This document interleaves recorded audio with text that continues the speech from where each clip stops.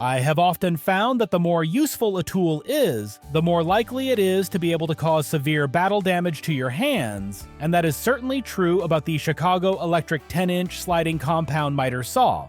Let's get this thing out of the box and see what it is going to take to get it set up and running. The first thing you are going to see when you open the box are all of the accessories and pieces that are included with the saw. There are the 2 workpiece extensions, one for each side of the saw that you will need to install if you want to use them. Then you have the adjustable clamp along with the included dust bag. Finally, there is the owner's manual that most folks never even look at, and then it is time to remove the top piece of foam. The top foam should come out pretty easily, and then there is just the bag around the saw itself to remove before you can pull it up and out of the box. While I am never thrilled to see EPS foam packing, we are lucky here in Eugene that there is a recycling program for it, so at least it is not going directly to the dump. One thing this saw is not going to come with is a blade, so make sure to pick one up before you need to use this thing. The first thing to decide is if you are going to use the workpiece extensions, and if so, get them installed. If you do decide to use them, you will notice that there are a pair of holes on each side of the saw that they are intended to slide into.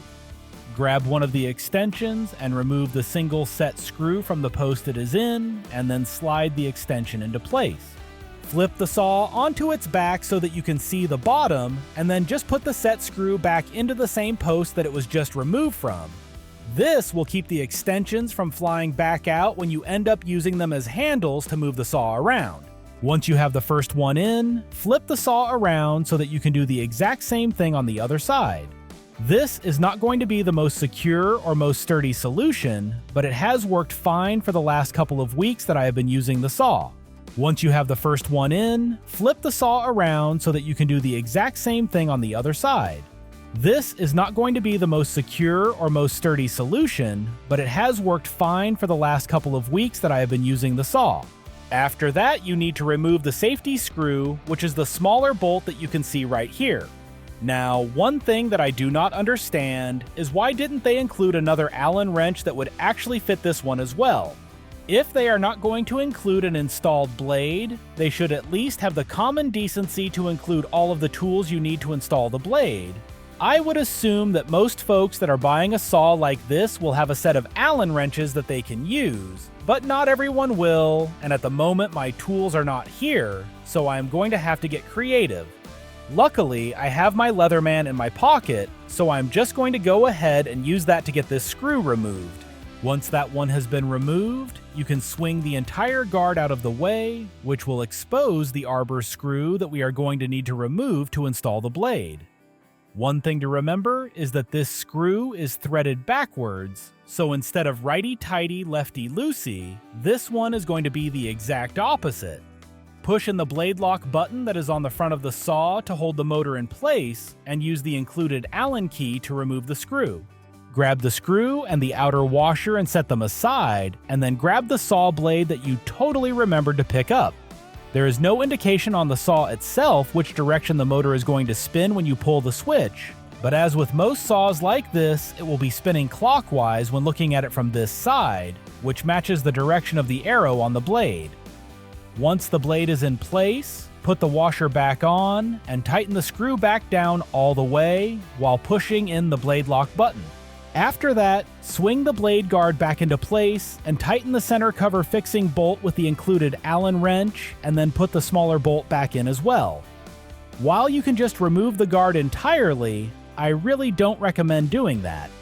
As I mentioned at the beginning of the video, this saw is extremely useful, but it can also be dangerous if you are not careful.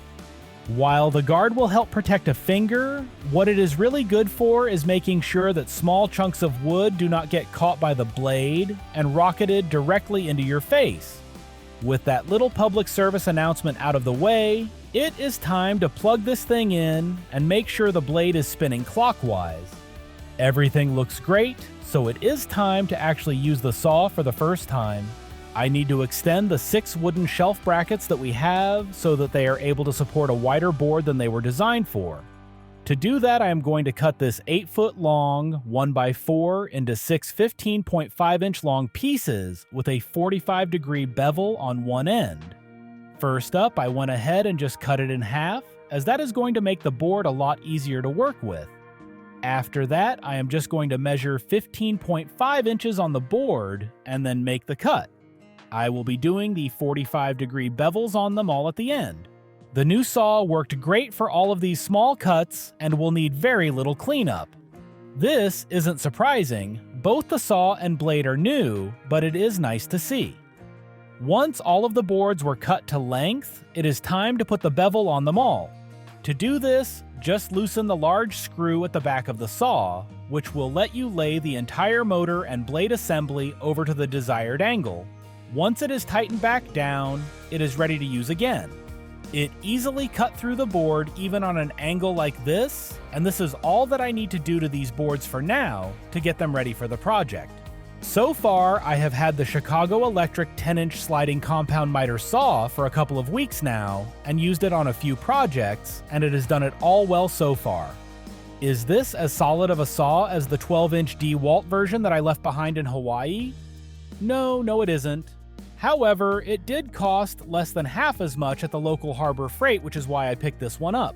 I will not know if this is a mistake for the next couple of months, but hopefully 6 months from now, I will be uploading a video talking about how great it has been to use.